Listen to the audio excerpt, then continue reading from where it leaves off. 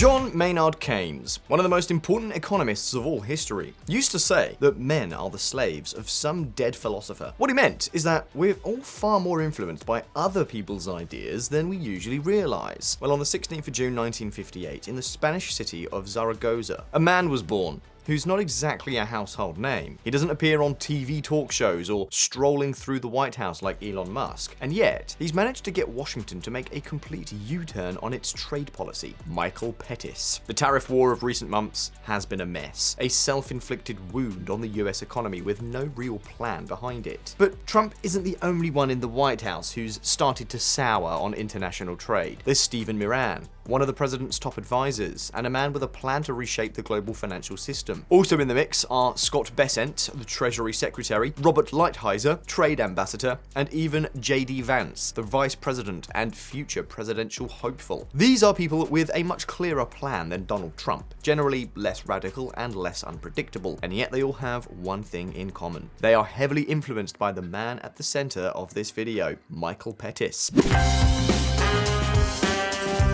Many of you won't have heard of him, but as we've already mentioned, Pettis is one of the most influential economists in the world. His way of understanding international trade has deeply resonated among US political elites, so grasping his ideas will be key to understanding global policy in the years ahead. And let me stress, this goes far beyond Donald Trump and even beyond the Republican Party. Just listen to what Joe Biden's trade ambassador had to say.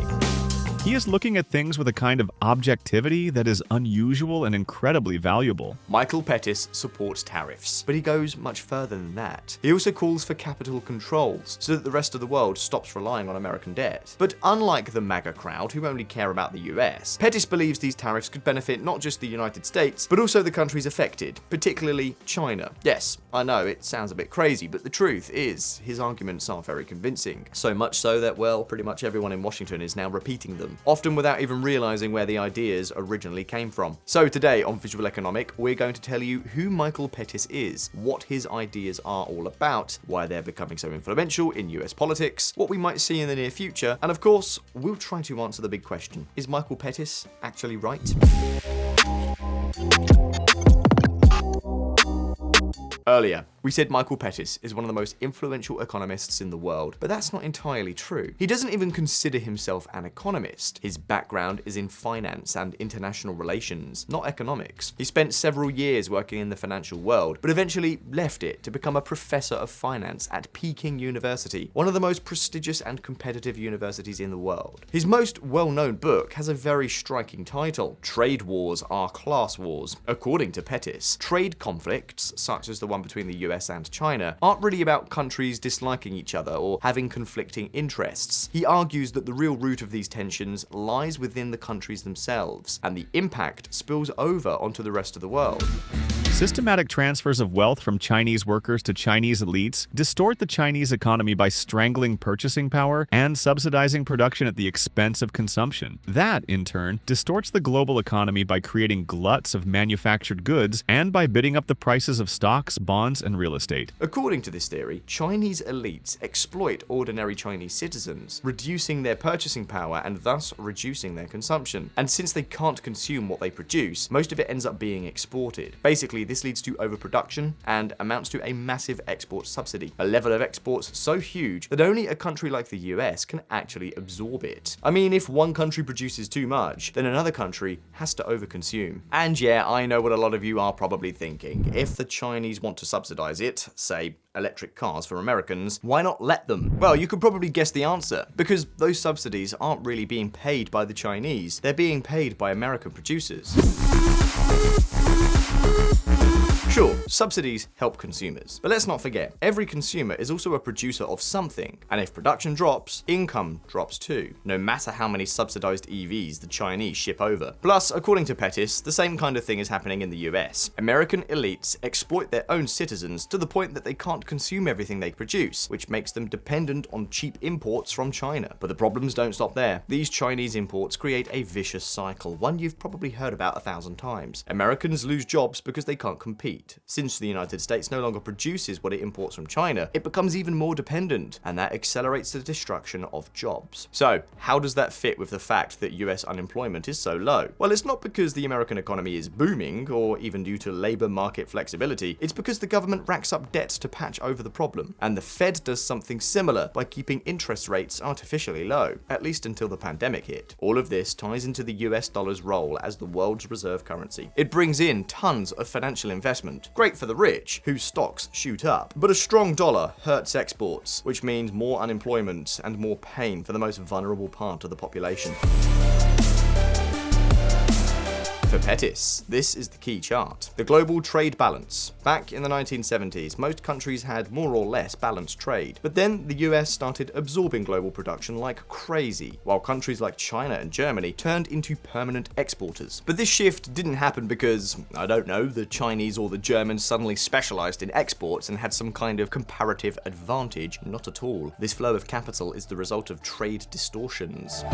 This has nothing to do with comparative advantage. Manufacturers in both economies are simply responding to the direction of subsidies. Does this sound familiar? It's the same idea behind the formula Donald Trump used to justify his tariffs, even on an island that only has penguins. But to be clear, Pettis isn't saying that every country should have a perfectly balanced trade relationship with every other country. That would be like saying you need to buy as much from your barber as your barber buys from you. That simply doesn't make any sense. Rather, what this theory argues is that without distortions in the system, A well-functioning trading regime would permit neither the large, persistent trade imbalances that characterize the current global trading system, nor the perverse flow of capital from developing economies to advanced economies. By now, you could probably see why this theory is taking Washington's political elite by storm. Basically, there are three main reasons. First, it's pretty easy to understand. China subsidizes its exports by suppressing domestic consumption, and the US ends up absorbing all that production, which hurts American industry. Second, the narrative is super convenient for both Democrats and Republicans. According to Pettis, the United States isn't doing anything wrong. It's just a victim of China's internal imbalances. And the reason those imbalances hurt the US? American elites. And here's the thing, both Democrats and Trump supporters claim to be against those elites, even if it's for totally different reasons. And number three, the theory offers a simple solution: tariffs and capital controls. And the best part, according to Pettis, is that this solution would help both the US and China. Here's how. If the US imposed capital controls on China and blocked it from accessing American debt markets, Chinese elites would no longer have a partner capable of absorbing all their excess production, so they'd be forced to let their own citizens consume more of what they produce. In practice, that means Chinese workers would get a bigger share of the country's GDP at the expense of the industrial elite. And in the US, that would mean more jobs, higher wages, and a stronger industrial base. The catch: Wall Street takes the hit. Sounds a lot like Trump's tariffs too, doesn't it? But now at this point, it begs the question, does this theory actually make sense? Well, let me be blunt. No, it's pretty much all wrong. It misrepresents what's happening in China, what's happening in the United States, and it doesn't really show an understanding of how international trade works. So let's break it down, starting with Pettis's specialty and the core of his theory: China's economic imbalances. The core of Michael Pettis's model is that China creates an economic imbalance that it then exports to the rest of the world, especially the United States. And what imbalance are we talking about exactly? Overproduction, or in other words, underconsumption by Chinese citizens. We've talked about this before. For example, in our videos on South Korea's economic boom, a key part of that model was suppressing wages and using the extra money to subsidize companies. And there's good reason to believe that China is doing something similar. Following the bursting of the real estate bubble, the Chinese government has been moving credit from real estate to manufacturing. As a result, industrial production is above the pre-pandemic trend, but consumption remains very, very low. What's more, the weight of exports in GDP growth is rising rapidly. By the end of 2024, it already accounted for around 40%. So yeah, it definitely looks like there's an imbalance in the Chinese economy, but that's not all. We also know that China exports that imbalance. According to academic research, China's entry into global trade caused an economic shock that wiped out 1 million jobs in the United States between 1999 and 2011. But hold on a second. 1 million sounds like a lot of job losses, but the truth is that this trend started a long time earlier, and despite the drop in employment, manufacturing output has stayed pretty much steady, which suggests that the real cause of those job losses has more to do with automation than with the China shock. And we're talking about a mere 1% loss of the labor force over 10 years. And let's be clear, it's not like all those workers stayed unemployed forever. Many of them found jobs in more productive sectors like healthcare, which boomed just as factory jobs were declining. In fact, some academic papers argue that the China shock may have actually helped create jobs in the US, although it's tough to say for sure. That said, this isn't the biggest flaw in Pettis' theory. We said earlier that there were reasons to think that the Chinese economy has very large imbalances, and this is true, but the situation is not as serious as it seems at first glance. To begin with, the share of households in China's GDP has been steadily growing. It's true that a couple of decades ago, Chinese workers were earning much less than what they were producing, but that's not really the case anymore. These days, workers take home a percentage of GDP very similar to that of other European countries, around 70%. It's true that in the US, this figure reaches 90%, but the US is the exception, not China. The reality is that since the 2008 crisis, China has been making a real effort to shift its economic model away from GDP growth at all costs and towards something more equitable. In fact, the slogan of Xi Jinping's government is precisely common prosperity. This explains why inequality is falling sharply in the Asian giant, although it's still quite high. To sum up, while it's true that China may have some economic imbalances, they're not nearly big enough to explain everything Pettis tries to blame on them. China doesn't export so much because of subsidies or labor exploitation. It's because they make products at competitive prices. Just take a look at BYD's electric vehicles and you'll see what we mean. But China's role isn't the only flawed part of this theory. For decades, the US has been receiving massive amounts of foreign investment. The question is, what has all that money been financing? One possible answer is that the US attracted so much capital because its companies have been at the forefront of the software revolution. There simply wasn't a Google, Facebook, or Microsoft to invest in anywhere else. According to this view, the US draws in investment because it's a cutting-edge economy with tons of profit potential. But according to Michael Pettis, the reality is very different. Unless there are trillions of dollars of worthwhile investments in the United States waiting for funding, and there are not, the higher spending must take the form of wasteful investment or additional consumption. Or put another way, all the excess savings coming out of China, even though we've already seen that's not entirely accurate, doesn't turn into productive investment in the US instead. It mostly fuels government spending on programs like Medicare, and more importantly, inflates financial asset prices. And who benefits the most when stock prices go up? The American elites, the very ones both the Democratic Party and the Trump wing of the Republican Party love to criticize. So which of these two views is actually correct? Well, to answer that, let's start by taking a look at this chart. What you're looking at is the evolution of financial balance imbalances across different countries. If you focus on the second half of the 1990s when US deficits start to increase, you'll notice there isn't a corresponding rise in surpluses from countries like China. This is a clue that the imbalances in the US were due to domestic factors, or put another way, that the culprit does not lie beyond its borders.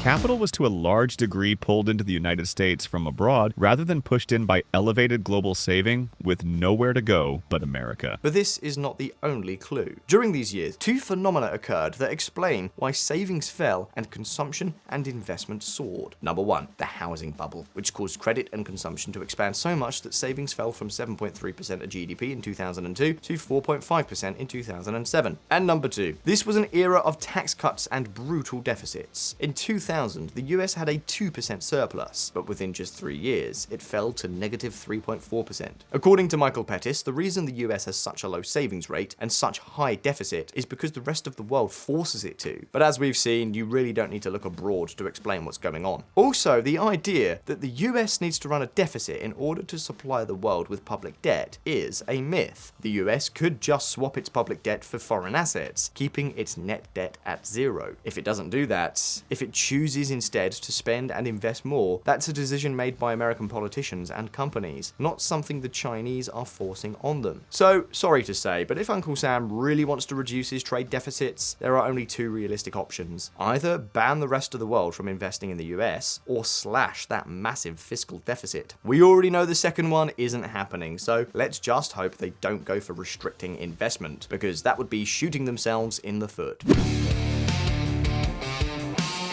Having said all that, the main problem with Michael Pettis' thesis, and with every Washington politician obsessed with the trade balance, is assuming that in a world without trade distortions, every country's trade imbalance would automatically even out. Sure, one country might run a surplus with another, but then it'll run a deficit with someone else, and in the end, it all more or less balances out globally. But that's simply not true. As economists like Paul Krugman and Maurice Obstfeld have pointed out, trade imbalances are the natural state of the global economy. Pettis often points to the gold standard era as an example of fair and balanced trade, but that period actually saw massive imbalances. The only reason trade balances evened out was because countries imposed strict capital controls during the world wars, and once those controls were lifted, the imbalances naturally returned. But that's not necessarily a bad thing. I mean, it's one thing to go into debt, to blow it all on slot machines, and something else entirely to borrow money to start a business. And there are countries like the United States that have proven they know how to build great companies, so it makes sense that the rest of the world wants to lend them money. At least, so long as Donald Trump doesn't break even more things. There are other flaws too, like the claim that only countries with trade deficits are seeing a decline in manufacturing. In reality, that's also happening in places like Germany and even in China itself.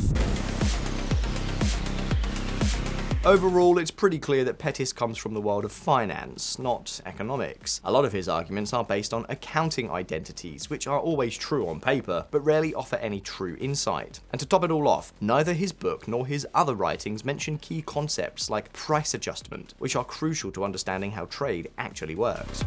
At some point, prices adjust and the demand shortfalls go away. I never see him acknowledge price adjustments as creating differences between short-run and long-run effects in this context. If Pettis wishes to disagree, fine, but he has to spell out his argument. To conclude, Michael Pettis offers an extremely simple view of international trade, where the only fact that matters is how much each country subsidizes its exports. But that's simply not true. Things like comparative advantage and even cultural preferences still play a major role. He also greatly overstates the impact of Chinese subsidies, instead of acknowledging that the country is simply very competitive. And don't even get us started on his proposed solutions. There are tons of studies showing that recent US tariffs haven't boosted production. In fact, they've often done the opposite. As for capital controls, there's less research because they're much less common, but as we've seen, there's not much reason to be optimistic there either. Still, chances are we'll start seeing more of these kinds of proposals on the table in the coming years, and now you know the core arguments behind them. So now, it's your turn. Did you know about this thinker's growing influence in Washington? Do you think he's right about China's economy? And if so, is it really a threat to the United States? Let us know what you think in the comments. And as always, here on Visualeconomik, we release new videos every week, so don't forget to subscribe and hit the bell so you never miss an update. If you enjoyed this video, give it a like, and we'll see you in the next one. Thanks for watching.